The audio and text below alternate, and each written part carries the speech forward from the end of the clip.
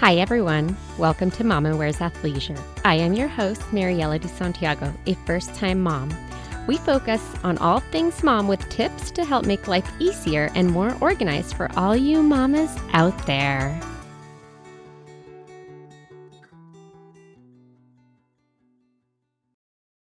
Hi, everyone. Today we're going to talk about setting and keeping realistic New Year's resolutions. As moms, I feel like we have lots of goals and then it's very easy to fall off because we get busy. So, with all of that, we have Erin Spahr, and she's just going to share everything that she knows. Thank you so much for inviting me here. So, I am a psychotherapist and I have a private practice, really focusing on working with mothers. And I have sort of I think, kind of a unique lens of sort of looking at motherhood and the symptoms that a lot of moms experience through a really solid sociocultural lens and specifically a feminist perspective, where I think we can see why lots of moms really struggle in our culture. And so I also talk about that on my Instagram account. The Feminist Mom podcast is something that I also have started and have been really loving having the chance to talk to lots of people about motherhood through, again, this feminist lens. When I was going through your social media, I loved all of that about you, like your background with the mental health and the focus on moms. You all are also a fellow podcaster. So you clearly have like this wealth of knowledge, which is why I'm so excited to have you here because, like I said, I feel like it's really hard to be able to commit to New Year's resolutions or just to goals in general because you're so busy as a mom and your, I guess, your, what's the word I'm looking for? It's on the tip of my tongue. This is what mom brain is, Mom right? brain, yeah. Priority Got it. Yes. ends up being your kids. With all of that, New Year's resolutions can put a lot of pressure on someone. What are some ways that moms can set realistic resolutions or goals? Like when I think of goals and resolutions, I don't think these drastic, massive, like I need to lose 15 pounds or go to the gym 6 times a week. Maybe it's just because I like come from like a different view now as a mom that I'm like, oh, I'm going to take my vitamins every day. Yeah. Very like simple, but maybe difficult to fit into a busy mom schedule where we don't always prioritize ourselves, right? So yeah, I could see that. So as I was kind of thinking about having this conversation, I think that we rush a little bit too quickly to the actual goal setting. And I like to sort of think about before we set the goals. If we're thinking about the new year is also a time to rest and recover. So I think that is something that's missed, especially after the busy holiday season. Before we can kind of start something new, I think we could allow ourselves to take a deep breath. And maybe that means pushing the resolutions out a bit if you need to, and giving yourself time to actually reflect. What is it that I want to change? So before we set our goals, just give yourself some time. We're such a busy, movement focused, perfectionistic culture where we're always trying to get better and better and self improve. And so I guess I just want to sort of add a maybe novel idea of building in time to just like a buffer, a time to rest and recover before starting goals. And then once you do, I love how you said like making it realistic, making it sort of something that is achievable, because a lot of moms already feel like they're not doing enough. There's so many things that we feel like we want to do or need to do for our families, for ourselves. And that's like really challenging. So, setting an intention, something that you really want to improve your life, seeing if you can do it in a way that is really like small, right? So, I'm thinking like getting healthy, right? It might be something that a new mom might want to do rather than focusing on a huge change, focusing on like, can I get some movement in more in my life? Can I get outside more? Can I add in certain foods that I feel like I'm missing from my diet. So, really small things I think are going to be more achievable and will help us not feel so guilty if we don't achieve those goals. You made some really good points. One, the taking care of ourselves and really kind of taking a step back to recuperate from the holiday season because it is such a busy time of year.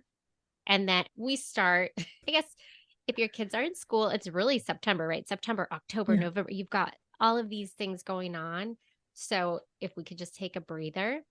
So there's one. And then you made the other point about just being able to set realistic goals and like taking care of yourself because as moms, we tend to forget that step. Like we hear it all the time. You need to take care of yourself so that you can take better care of your kids. And it is so true. We need to, but with the time constraints, it's hard to. So I love the fact that it really can be just tying in little baby steps or goals that can get you to the ultimate goal of getting healthy, whatever that may mean for somebody. Mm-hmm. For me, taking my vitamins daily is so hard. Even though my son Yeah. takes his every day, I can't do it. So for me, that is a pretty big thing. Yeah. And I think we only have so much like willpower, right? We only have so much push in us to do things. I really am a believer of like working with yourself rather than against yourself. So, kind of knowing what works for you. I mean, for me, if something is really important, I gotta need to schedule it. I need to like actually dedicate time for it. And maybe that means setting an alarm so that you get your vitamins in every day. Maybe it's like pairing something too with something else that you automatically do. So if you always get your coffee because you're a tired mom and you're not going to forget getting your coffee, put the vitamins near your coffee so that it's like paired a little bit easier. So I think finding ways just to kind of work with ourselves rather than trying to rely on just willpower and all that, because that tends to fade, right? You start off with something and then you really want to change it, but then it's not really sustainable. It's not really fitting in your life, or there's some thing that's sort of like you're rebelling against it, right? We can kind of see that we can like lose motivation. So I think finding ways to kind of incorporate it in a sustainable way is often more helpful. I like that it's just finding ways to basically stick to the goals, right? So, yeah, you the alarm, such a good idea. I do little to-do lists. So like weekly to-do lists of like these are like the big things that are not part of my everyday, but more of like this week, this is what I need to complete. And then, yeah, I have like my long-term goals. I think one thing is that it is hard to stick to certain goals or resolutions. So, given the ones that you've mentioned, what are some other ideas for moms to be able to really like stick to these instead of like, oh, you know what? It's already been 3 days and I have already failed. So I'm just going to give up on that. This is where I think self reflection is important. If you're finding that something that you think you want to change or want to add, or something that you want to make your goal, and you're finding that it's hard to do, I would reflect on that. I would sort of think, well, what is it about this thing? Do I feel like I don't deserve it? Do I feel like it's too much right now to add into my life? Do I feel like I need to actually remove some things first before I can add something new? Do I need support in getting something accomplished? Right? Like this idea that we could just like keep adding and adding and adding things to our plate and we're going to somehow be successful. I don't know who that person is. I don't know what mom is on top of it. I think a lot of us feel like we have a list that we're just always trying to catch up on. So I think sometimes if we're adding something, it's thinking about what can I take away? What can I give to someone else who is a support system to help me be successful? So those are some ideas like thinking like how can other people in your life help you? It's not just on us to take care of ourselves. We need community care, we need family support, we need partner support. Such great ideas that I really wouldn't have thought about of like, hey, I need you to help me with achieving this goal. What are some goal setting techniques that can be helpful? We have what you can take into consideration to essentially support you. But when it comes to sitting down and writing down, okay, here are my resolutions, or I'm going to write down what my resolutions are. I come from a teacher perspective. And so I always do the SMART goals, Mm. which I think a lot of people tend to know what that is, but not everyone does. And not everyone may set their goals that way. So, from your perspective of understanding more of the mental health support and different ways of thinking, right? Yeah, there are ways of focusing on how to think differently, but I tend to focus a lot on our emotions and like how you feel about the thing. Something seemingly simple as taking your vitamins may bring up a lot of feelings, right? About like your health or your value or your worth. So for me, I really would focus on helping someone think about what's getting in the way of them not doing it than trying to find quick tricks. Now, saying that, we do know that, yes, making SMART goals, I can't remember what the acronym stands for, but basically it's like actionable, sort of small goals.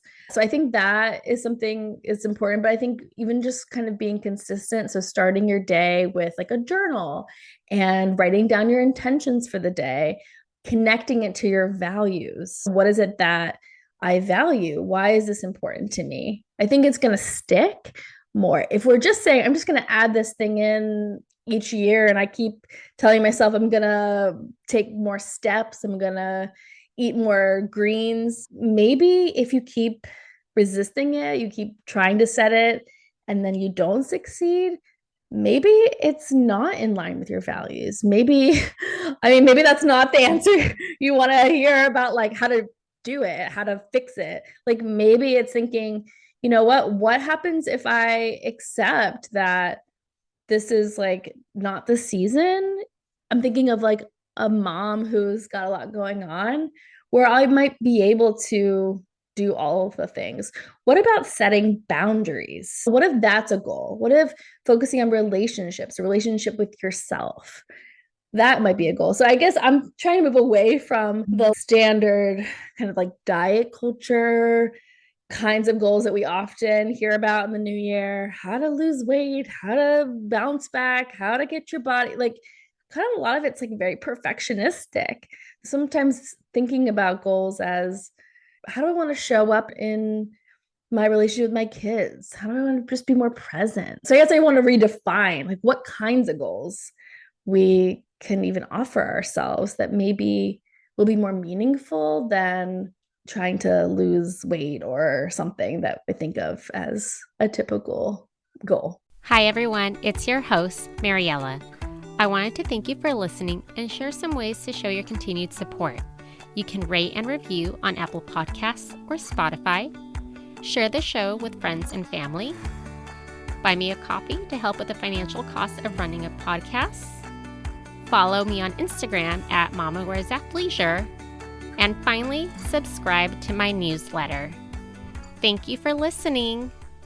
Yeah, because I feel like this is the time of year when you start to see a lot of the encouragement of like, meet your New Year's resolution, join this gym. Oh, here's a special, which is such a bummer because I feel like it's such a short time where there's that focus. It's only like do that in January. And then after January, everyone forgets about these resolutions and their goals and the push instead of just, like you had said, the focus of like getting healthy or focusing on something that's going to make you meet your personal goals of whether that's being a better individual or like being able to spend more time with yourself, caring for yourself in whatever way that is, a bath once a month or a walk by yourself, whatever that is, right? And then I did look up the SMART, the mom brain, you forget everything. Yeah. Anyway, so it's specific, measurable, achievable, relevant, and time bound. The one word for me that I love about this is the achievable part because you could set these goals that are just unrealistic, that then it's not going to motivate you because you're like, ugh, never going to meet that goal, or I just fell off the Mhm. bandwagon. It's not going to happen. Versus just being like, oh, okay, you know what? I had a little hiccup. It's all good. I'm just going to start back up, even if it's not January 1st.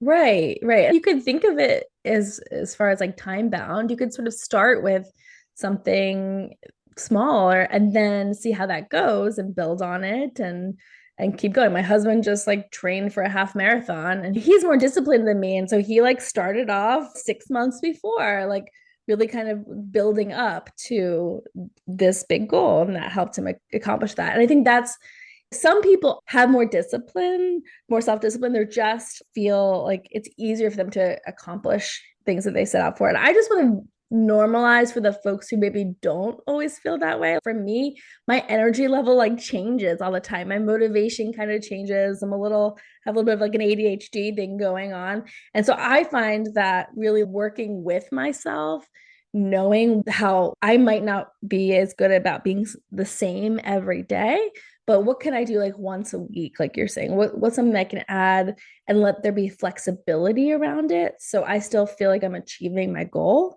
without setting myself up for something that I know that I might rebel again. Some of this is just kind of knowing yourself and like what's worked in the past and experimenting a bit. Your energy levels do change. One day you may not feel like running the 20 minutes that you said that you wanted to run. So maybe the alternative is, but you know what? I can do a walk and then I'll be up for a run tomorrow instead. So it is just that flexibility. I love that.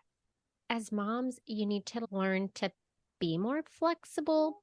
I don't think that anything ever really goes as scheduled. Right. Yes, I know. We have to be flexible because as moms and just sort of be able to shift. And I mean, again, I can't stress enough how much partner support and family support and community support is needed sometimes to help us achieve our goals. A goal isn't for us to bend ourselves in a million different directions, right? But sometimes being able to say, this is important to me. And I think that's a big part of setting goals. If there's something that you really want to prioritize, have a conversation with your support people about what they can do to help you be successful and really make sure that you can sort of think about what time do you have that you can use to be able to be successful. And one thing that kind of comes to mind, I love doing the vision boards. I don't know if you've done one or you do them, but it's more of like a longer term, year Mm-hmm. long goals. I put mine up in my closet so I get to see it every day and then it's like, "Oh, I did that or I did that," or instead of these very specific goals of I want to go to Mexico for Christmas. Yeah, and like what are the pieces of that? Breaking that Yeah. down. What's the financial component there? Is that something you need to save for? How are you going to do that incrementally? What about sort of the logistical pieces of that? I think having a vision, having a sense of how do I want to feel? What are my values? I think are just going to be really helpful in setting them. But then, yeah, like breaking them down into manageable parts is going to be helpful in helping you be successful. Would you like to share just some simple goal examples? Yeah. I mean, as a therapist, I tend to think like going to therapy is a great goal. Folks really focusing in on getting to know themselves, and whether that's through therapy or journaling, or there's lots of podcasts and books and Instagram accounts. So I think folks who are really interested in self reflecting, I think that is something that's worth doing. I think rest is a good goal. So I'm a little rebel here. So, like, instead of maybe movement is what you need, or maybe like resting and really doing that without guilt. So I think in our culture, we need more rest. We need more time to reflect and to be and to sit with big feelings. So I think if you can add that in and again, talk to support people about how you can have that happen. Maybe on Sunday afternoons, you want to be able to have a nap or just rest and have not have responsibilities. That means talking to other people in your life, maybe your partner. So I think it also can be small moments of just slowing down? Can I slow down and linger a little bit more when I'm taking a shower and make that sort of the expectation? Again, all of this stuff is so individual. So that's why I kind of hesitate to even like give like really blanket kinds of like, this is what you must do, because not everyone can slow down. Not everyone has the support, right? So we're all trying to like work with what we have.